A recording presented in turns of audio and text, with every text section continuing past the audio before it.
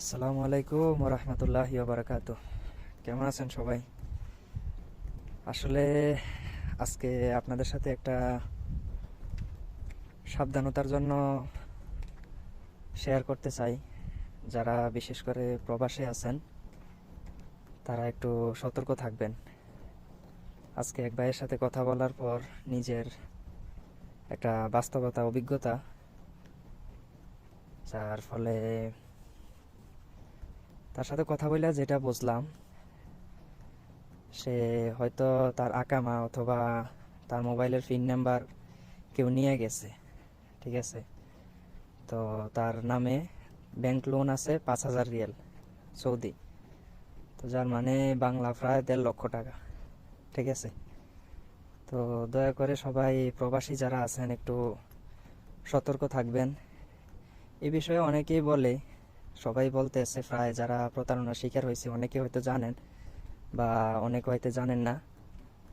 তো বিশেষ করে যারা প্রবাসে আসেন বা আসবেন বা আছেন, দয়া করে সবাই সতর্ক থাকবেন এই বিষয়টা, যে নিজের আকামা কাউকে দিবেন না, এবং নিজের মোবাইলে কোনো মেসেজ আসা, গোপন নাম্বার বা ব্যাংকের গোপন নাম্বার, পাসওয়ার্ড, পিন নাম্বার, মোবাইলে মেসেজ, বিভিন্ন এসব ধরনের কোডগুলা শেয়ার করবেন না।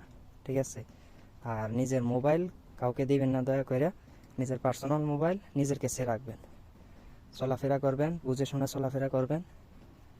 একটু অসচেতনতার কারণে, একটু ভুলের কারণে হয়তো আপনার জীবনও শেষ হয়ে যেতে পারে। এটা থেকে আমি যা শুনলাম তার কাছ থেকে আমি নিজেও অবাক হয়ে গেছি, যে সে নিজেও জানে না যে তার নামে ব্যাংকে 5,000 রিয়াল লোন আছে, সে নিজেও জানে না। তো এখন সে এটা পরিশোধ করা ছাড়া দেশে যাওয়ার কোনো ওয়ে নাই, কোনো মাধ্যম নাই। সে এটা পরিশোধ করতে হবে, অথবা এটা কে করছে ওই লোকটাকে ধরতে হবে। এখন সে তো আর এটা ধরাও সম্ভব না, জানাও সম্ভব না। যাক, তো বিশেষ করে যারা প্রবাসে আছেন বা আসার চেষ্টা করবেন, তো এই বিষয়গুলো একটু সতর্ক থাকবেন। ঠিক আছে, নিজের পার্সোনাল কোনো কিছু কারোর কাছে দিবেন না। অনেক সময় দেখা যায় যে বন্ধু সুলভ অনেকে দিয়ে দেয় মোবাইল, নিজের পার্সোনাল মোবাইল অন্যকে, বলে যে সমস্যা নাই, আমি দিতেছি 2-3 মিনিটের জন্য।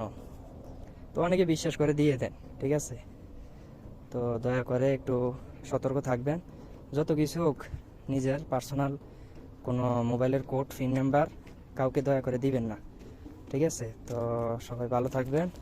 আল্লাহ হাফেজ। আসসালামু আলাইকুম রহমতুল্লাহ।